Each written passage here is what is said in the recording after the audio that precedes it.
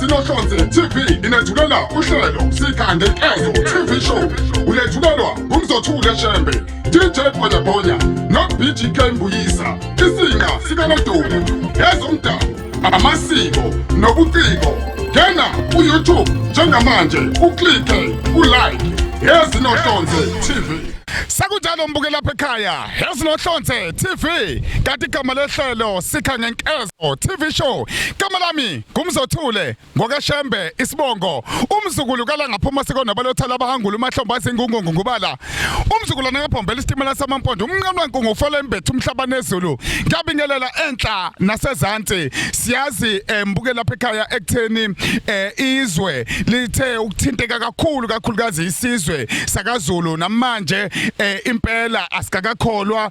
ngokukhothama kwenkosi uMntwana wakaPhindangene ade sibona impela eze yobekwa endlini yakhe yokugcina namaciko elibamba kakhulu iqhaza ekutheni ukuthi ehambe nawo eyophonga emswaneni ngaphambi ukuthi inkosi itshalwe. Njenga namhlanje ke sinaye uGadla umfuka Nxumalo umfuka Nkipha simlandile samdonsa njengomunye obekhona ngempela ngenkathi beyophunga emswaneni laphana olundi olumahlikihliki. Njengamanje siya khona kuGadla akube ulalele leli nothi elithi mntaka magogo eshayo yena uGadla umfuka Nxumalo.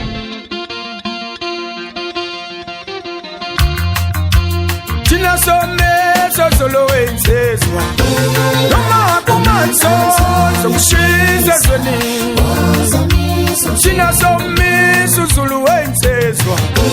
noma kumanso sokushiza zwelithini Owasho inkosi umthokozise emaqambini wathi noma kumanso sokushiza zwelithini Owasho inkosi uthanda emanzimelweni wathi noma kumanso sokushiza zwelithini Owasho inkosi uGadla kanjani enkandla wathi kumanso sokushiza zwelithini Owasho inkosi uzenza uzungu kwaGadla lenemba ngeniwe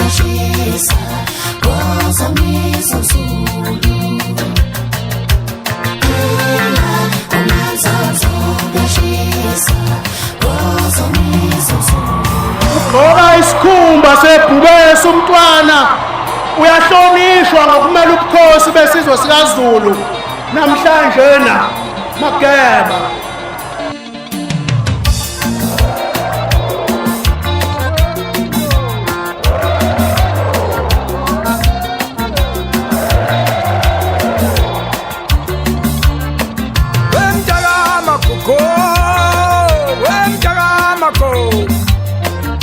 Sabonga Mntwana kaPhindangene Mntaka magogo Sabonga Mntwana kaPhindangene Mntaka magogo Awamisa uZulu uhlangene namakhosana elizwe Mntaka magogo Aze wamisa uZulu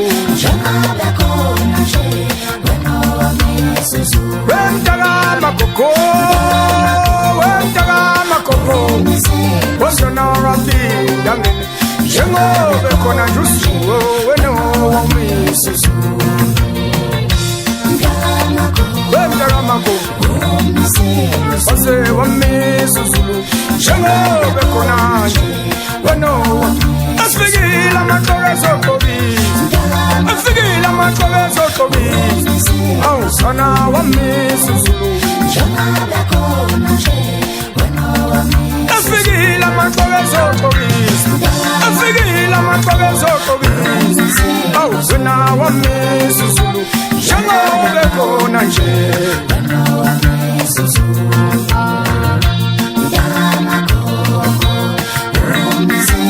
Awamisa uZulu njengoba khona nje imbabazane yakaqaza amadede Buke mlaleli ngoba bengikuthemsile ekutheni kusokhuluma noGadla umfowethu kaNxumalo uGadla Nxumalo bayamazi abantu abaningi endimeni yomculo kakhulukazi kusukela emagosweni ngoba nasemagosweni uyathinteka kakhulu olithinta kakhulukazi uMntwana wakaPhindangene inkosi uMntwana wakaPhindangene siyakhumbula ukuthi ngo1954 wayethulwa laphana noma sephakanyiswa njengenkosi yakaButhelezi kwaqhubeka kwathi ngo1958 laphana wase engena njengondunankulu wakhona la kwaZulu ngoba sazi ukuthi isizwe sakaZulu siphinde sibe nondunankulu khona ke uGadla umfowakankepha Nxumalo okuyena ehleli naye njengamanje Nxumalo angikubingelele ngikwamukele kwezinohlonze TV. Ngiyabonga mfowethu sihlangene namhlanje sizokhuluma ngeqhawe sizokhuluma ngosomaqhinga sizokhuluma ngenjula buchopho uMntwana wakaPhindangene. Uyabona Gadla masikhuluma kakhulu ngomntwana kaPhindangene sibuke emncwabeni ukuthi bekwenzakalana ngenkathi eyotshalwa ake sibheke ukuhlukana kuqala kwabantu ade ebelapha ukuthi umuntu uzombonga ngokomkhakha noma ngokwendima ayidlalile empilweni yakhe nomunye eqhamuke ngenye indima akuhlukanise lapho kuqala ubuka amabutho ubuka abezepolitiki ubuke uhulumeni kazwelonke uziyofika laphana ekuthena ukuthi lo mncwabo ngoba ucategory 1 uzozethatha umbutho wezokuvikela uziyomtshala endlini noma yomtshala endlini yakhe yokugcina ake sibheke lapho kuqala ngaphambi kokuthi sibuyele emuva. Mfowethu le nto ikhombisa ukuthi usebenze kangakanani ingakho ke kuthiwa umuntu ubongwa esefile ngoba kodwa ke lokho kusizile ngoba yena uhamba iminyaka emide kakhulu akekho umuntu ongakhala la ethi owayemnakile ngicabanga ukuthi izwe lizozile ngoba ngisho umuntu ozalwe ngo2000 umuntu ozalwe ngo2000 una 23 years manje usho ukuthi nomuntu ozalwe ngo2000 ukwazile ukusizakala ngomntwana ngoba mangabe bembuka uzokwazi ukuthi kambe nami emndenini wami ngifuna ukuthi ngibe yisethenjwa kanje ngoba lo muntu uthembeke yonke indawo umuntu uyakweze politiki umuntu ubona ukuthi bonke omengameli ababekhona eSouth Africa bakwazile ukufika kungani yiqembu lakhe lezepolitiki uyalibona ukuthi belisemdlandleni kangakanani asikhulumi ke ngoZulu asikhulumi ke makuthiwa abantu bangangoZulu emakheni ngicabanga ukuthi sibonile ukuthi ukuba ngangozulu emakheni ngisho ingane encane ekhulayo ibonile ukuthi makuthiwa abantu bangangozulu emakheni usho ukuthi bebengangalozulu obelapha ngoba ube undunankulu wesizwe luya muntu ubona ukuthi unenkolo yakhe yebo abekholwa kuyona kodwa lento isikhombisa ukuthi umuntu uyakwazi ukuthi abe senkolweni kodwa isiko angalahli uyabona lonto angazi ukuthi ngingathini uyabona mfowethu kaNxumalo siyakhuluma ngoba ekugcineni yabona manje sesibhongile emswaneni sadlula sabona yabona sanela mfowethu sakhala sanela kodwa manje kukhona imibuzo esibanayo evukayo ukuthini ukuthi lento esibukile yagcina nini ukuthi ibonakala eNingizimu Afrika akubheke nawe emlandweni lokho abakhona Gadla ukuthi ikuyenzeke Nxumalo lento eminyakeni le esiphila kuyona kuze kufike manje ayikazi ize yenzeke into uMntwana kaPhindangene unomlando wokuthi wayekhona kukhona isilo ubheka uZulu wabakhona kukhona isilo uZwelithini wabakhona kukhona isilo uMisuzulu ubani okhona owake yena waba undunankulu wezilo ezintathu ubani uyophinde kwenzeke yini futhi kukancane ukuthi kungenzeka kodwa nje ucaca ukuthi umsebenzi wakhe awenzile akekho umuntu oyowukhava kodwa ke sesithi ke yonke into siyibekela ukuthi kubantu abakhona ababonile kukhona ngizwe inkosi iyakwabiyele emahlayizeni yebo ithi ngize ngahleka kancane ithi ikhuluma ku speech saw lapha ithi sasihamba naye ngo1975 ngathi ngiyambuka lo muntu ngambona ukuthi ngempela ungwevu mhlophe uthe qwa inwele mathi ngesasihamba naye ngo1975 silwela amakhosi ngabona ukuthi lo muntu uyidonsile indima yakhe uyidla akekho umuntu yokwazi ukubamba le nto ake sibuye la osakhuluma khona le yokuthinta indaba yokuthi lamakhosi nakho kukhulunywa indaba ukuthi amakhosi ayisebizwa ngochief ngalesa sikhathi abangabizwa ngochief ngoba bayehliswa ekubeni amakhosi amakhingi wakulwela wazolwela wonke amakhosi ngoba ubone amakhosi ebuyele ebizwa ngokhingi ngilapha enkosini yasemaqadeni mina ikhingi isilo isona sangamele amakhosi onke noma ngoba sona siyinkosi yamakhosi ngingakho besibiza ngendlula mithi isilo ngifuna ukubheka lapho leli qhaza alibambe kangaka ngoba ugcine selwela iSouth Africa yonke ngoba uma ekhuluma uthi wayegijima eziyofika kwaNgwane lento mfowethu sibonele ukuthi bekufanele simthandaze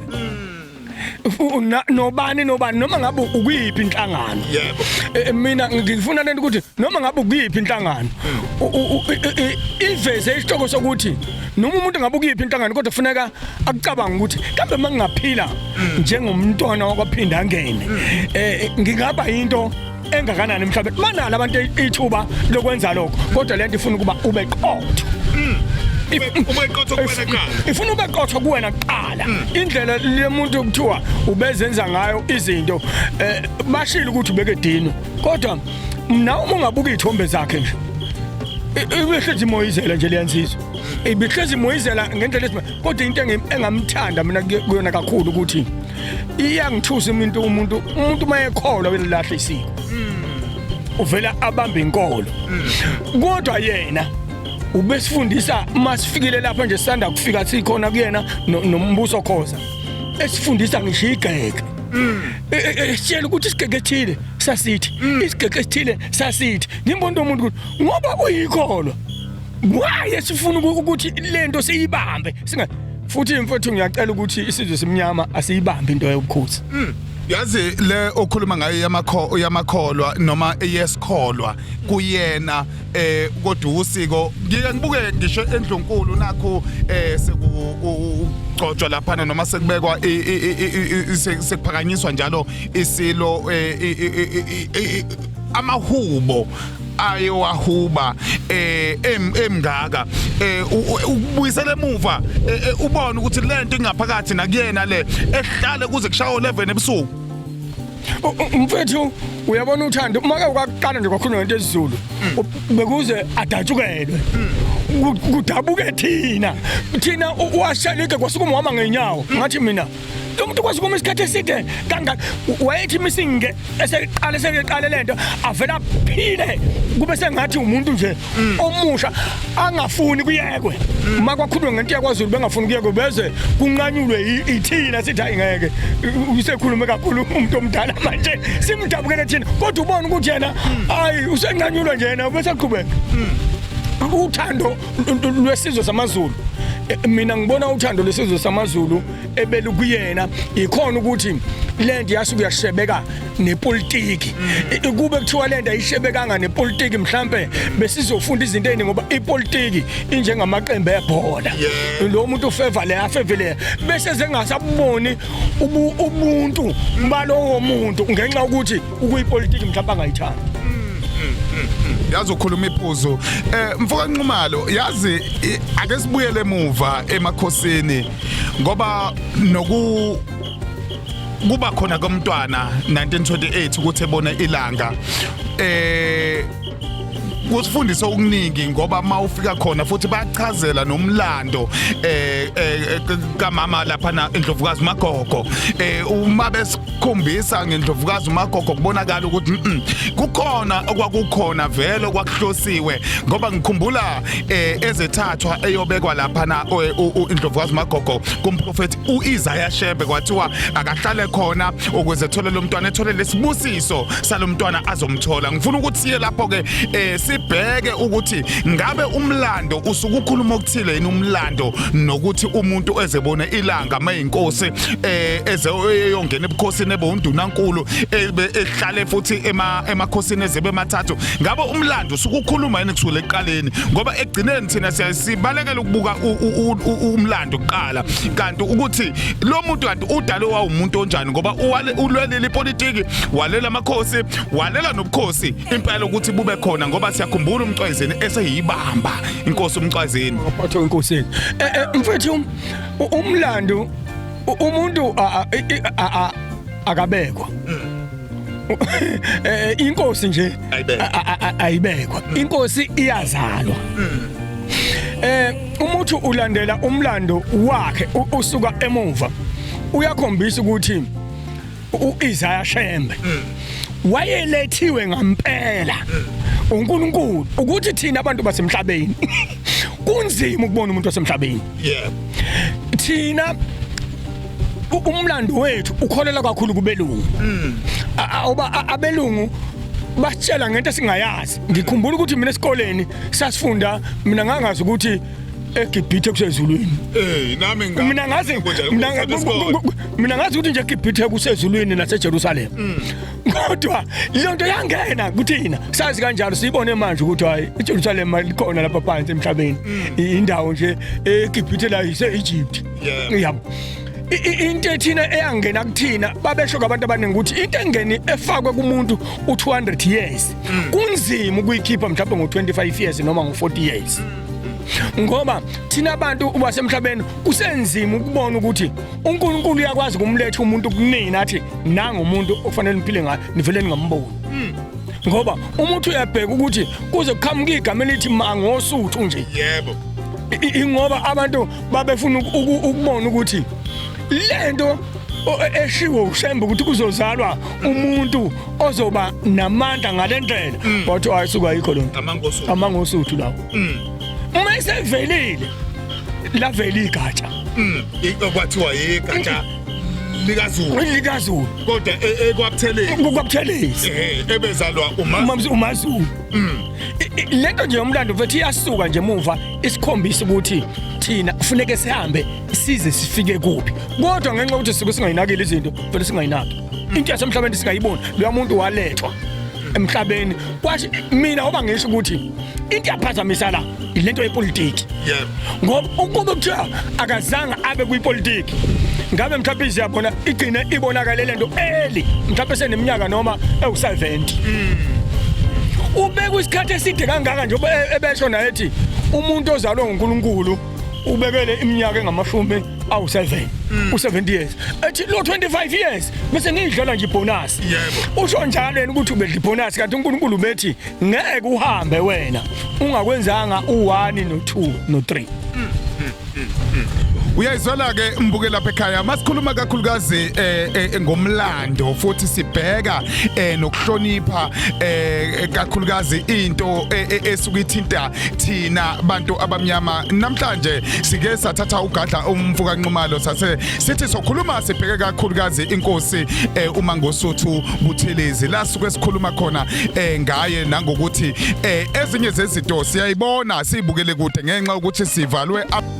izinto ezithile kakhulukazi esuke ethitha ipolitiki nokunye kodwa egcineni asuke kulwela uNkulunkulu ambekele kona umuntu thina suke sikubukela kude kodwa sikubona egcineni uma kuya ngokuthi lo muntu sekufika izinsuku zakhe zokugcina emhlabeni. Ngifuna ukubheka la sabona kumdidiyeli wensizwa ade sinaye kwathi ngesikhathi seCovid uNkulunkulu wasiphuca yena umgilija sadlula lapho nakhona ade sisakhala sikhothanyelwe isilo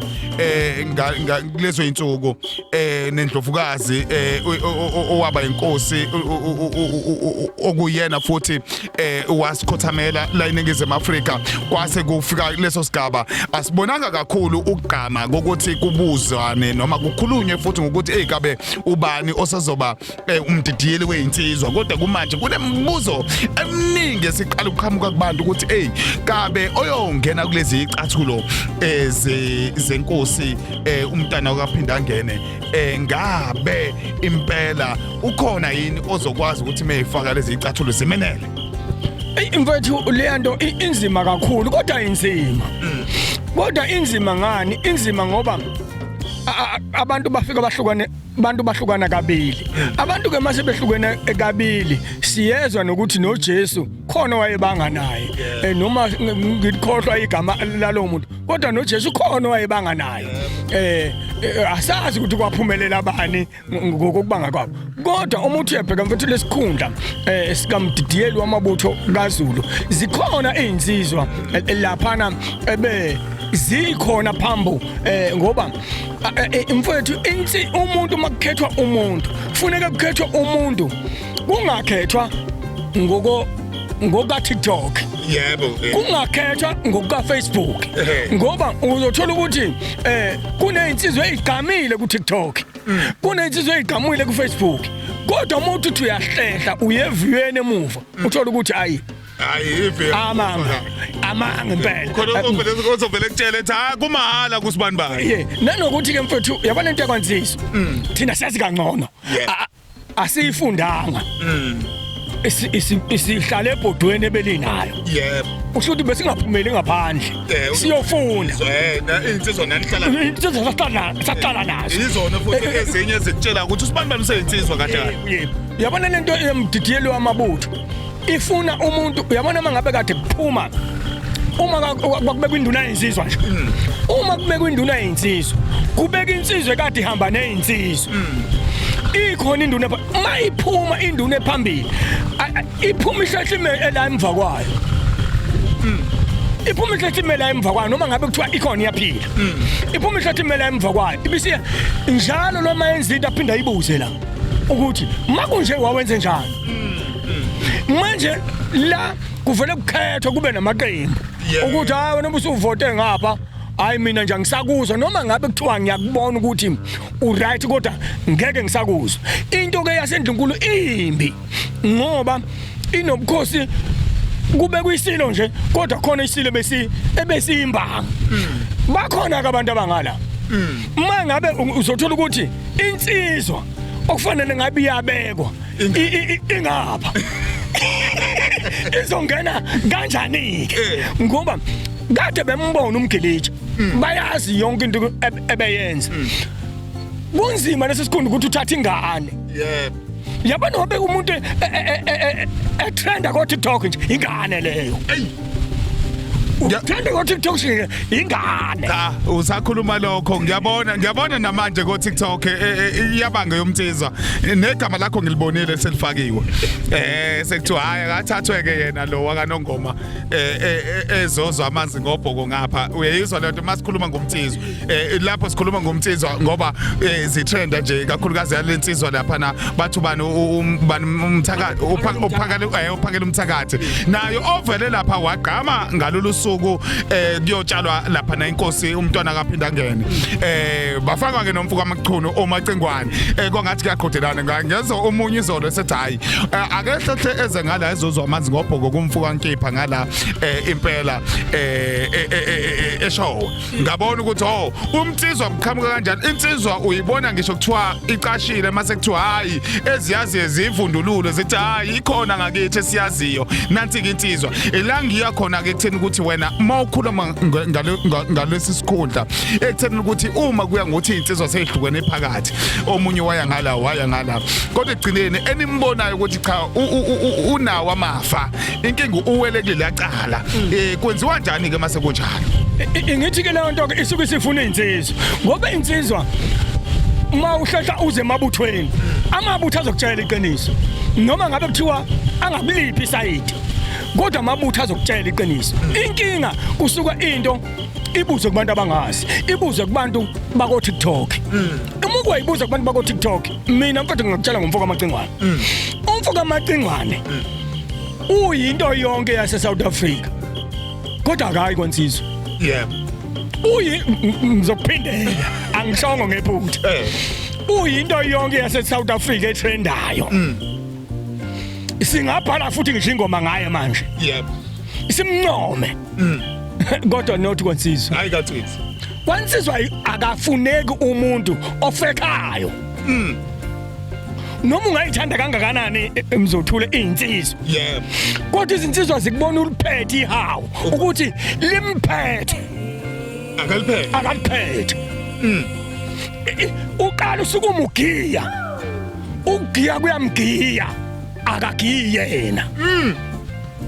Njengoba ubezo bembuza nje ukuthi ufike naliphi ibutho. Uzothi ufike naliphi. Hayi ufice phambili. Akahlule lapho sibuyele la ekutheni ukuthi siyazi ukuthi umuntu oqoka undunankulu isilo.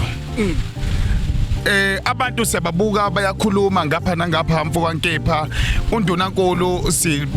ade kuyena elwela lesisizwe sengifuna ukuthi sibuyela ukuyovala ngendaba ethinta icathulo umuntu azongena kuyona mase ukuzona mase engena lapha emndunankuneni mase sibheka kakhulukazi indaba yokuthi umuntu onelungelo isilo vele sokumkhetha futhi asikalele ukuthi emva kwesikhathi esingakanani kodwa into ke eba inkinga kunakho konke azazi inkinga ezovela ngoba ezinye ayidingi sona isilo suke zidinga uNkulunkulu nje ngalapho nje masithinta nje icathulo nomuntu ukuthi kahle yini nina njengabantu abayizinsizwa enibhekile nako babaka abadala ngoba uNdunankulu akuthinta umnsizwa kuphela futhi kuthintwa nokuthi unobuchule obungakanani unamava angakanani ekutheni ukuthi lento ingalungiseka. Leyanto mfethu iyadinga ukuthi njengoba amakhosi akithi amanje iningi lawo akusona amakhosi amadala kakhulu. Amakhosi amancane nayile ekakhulu esikoleni nanokubuka ukuthi undunankulu kwaZulu imfundo ibisezingeni eliphezulu kangakanani esikhathini samanje umuntu uyadingeka umuntu okulelo zinga bakhona ke abantu abakulelo zinga kodwa bekufanele ukuthi isilo masifuna ukuyizama lento ukuthi siyiqitele noma ingeke mhlambe ibe yiqiniso kangakanani kodwa sivele sihlanganisa amakhosi sihlanganisa amakhosi sihlale phansi nawo sibe nombono ukuthi la kungenze njani makufuneka avote ewodwa avote ukuze engavele abe mubi avela asuke nje adumba umuntu kanti mhlambe nesizwe ngempela lowo muntu asize ukumnambithisisa kahle kanti mangabe mhlambe lento sihlanganisele saba nengcenye noma ngabe sisona sinamandla okwenza lokho kodwa sancika kakhulu emakhosini umuncike emakhosini uncike kuba didiyeli beyinsizwa uzwe lonke uncike einduneni zeinsizwa kuzwe lonke uncike kumakhosikazi esizwe kuzwe lonke usho ukuthi lapho noma ngabe kuthiwa awubanga nalo iqiniso kodwa mawuzothi amakhosi ayekhona aba ingcenye yalonto usho ukuthi zonke izizwe oziphethe ukwazile ukuthi uyimele ngoba mawuzovela isilo simdumbe nje ey ngapha kuzovela isigeje kunzima ngoba kunzima kakhulu futhi sikubukayo masikhuluma iqiniso sokuthi izinga lemfundo kwaZulu Natal nokulwela izinto zesintu nokulwela isintu esikhathini samanje ngoba egcineni akufanele kube yinto ezohamba hambe ebe inkinga ngoba kubhlungu ukushiya komuntu esikhundleni makubonakala leyo nto ngoba inkosi ayive nje kalula kufanele iziyotshalo ukuze kube khona enye inkosi inkinga esinayo la ingakho kukhala ngokuthi amakhosi ayabulawa inkinga esinayo futhi angisho ukuthini kodwa engakusho ukuthi ungadlulisa lezo kubantu cabanga ukuthi incwadi kaSheng ile kusukela eqaleni yabona ngisho umuntu ongakaze emlandele kakhulu mayengathatha lokho ade kukhulunywa egcineni ngaye kakhulukazi seyinkuxhumana okuvelile nengenkathi sekukhuluma izikhuluma ebekuvela nengeinkulumo ezakhe ezindala umuntu sengabhala incwadi ephelele ngoba ezinye zezinto beyiphumela ehlanganeleni eyisho leyo nto ungathini ngokuthi umlando kwaShenge usubhalekile ukuthi umuntu ufake ihluphe yena njengamanje sithola isifundo esiphelele esizokwazi ukuthi uma siyobhala into ezoyiphasa ubukile iTV biveza yonke le yanto usikwele kuseni uma ngabe ukuthi abantu balalelile abantu bafundile ukuthi njengamanje ngisho sopolitiki ngisho izinduna izolungisa la beyigeja khona ngoba zifundile ukuthi uMntwana kaPhindangene bekuwumuntu onjani usho ukuthi njengamanje bonke abantu ababhunkule bafuna ukufana naleya ndoda kungabi njengamakhono ukuthi asimbonanga ufana naye la sifuna ukubona ofana naye ngampela lapha indaba Kujalo mbuke lapha ekhaya sesikhulumile uGadla Nxumalo ikhona ingoma le ethi Mntakamakoko itholakala ngiphi album itholakala kule album nje egcinile iSikhova FM le album nje egcinile bengiprofita bengiprofita impela uke wa profit phambilini futhi kwenye iyama album kakhulu mfethu ku-CD yami koduma ngeze la ngangithi khona amaZulu awamsabi uMntwana asababelungu sibabi amaZulu awamsabi uMntwana kodwa sababelungu sibabi kuthiwa zingane zamaZulu lezi eyidikadika amadoda amadala nathula nje kuza ialbum entsha esengiyifakile estudio esengiyoqedela nje kuyona ithi singahlali sinethezeke ezweni kungezenkani lezi insuku esibhekene nazo singahlali sinethezeke ezweni konakele Mntakamakoko nansi ingoma ezoveza nokunye nezinye zezinkulumo ezike zabakhona ngenkathi kuyotshalwa uMntwana kaPhindangene kumvuka inhliziyo emashumshumi mfuka sikobudela khala masoko into bentezela empahleni mina nawe ahlangana nango lesithathu lizayo khona la esithi khona ezinohlonze TV SIKHANGENKEZO TV show kumnandi ke makunjalo next week same time isikhathi u6 ntambama ezinohlonze TV yipa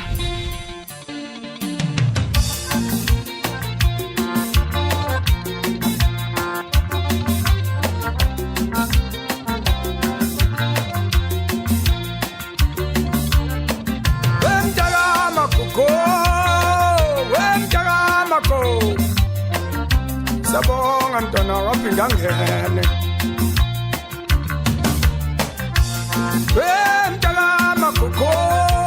Mntakamakoko Sabonga Mntwana kaPhindangene Mntakamakoko awamisa Zulu uhlangene namakhosana lizo Mntakamakoko Aze wamisa Zulu Mntakamakoko Mntwana kaPhindangene njengoba khona nje usuku wena wamisa Zulu